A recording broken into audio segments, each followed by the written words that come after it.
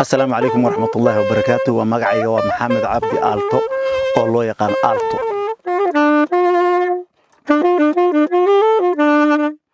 waxaan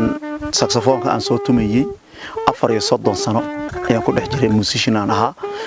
waxaan ka soo bilaabay kooxda Danan Muqdisho waxaan ku soo xijiyay kooxda Danan Hargeysa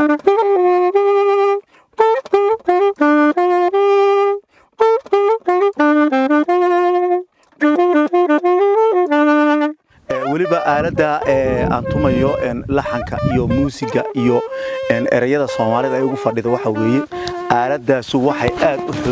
u xoojisaa muusiga la tumayo ee Soomaaliga ayuu macaaneeyaa laakiin maanta dadka ka haray anu waxaan ahaa dadkii ugu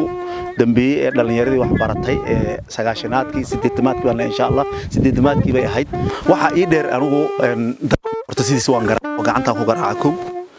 organka waan tumaa 2 laxanka waan sameeyaa 3 waanan heesaa Soomaali Suudaani waxaan dhaafaa male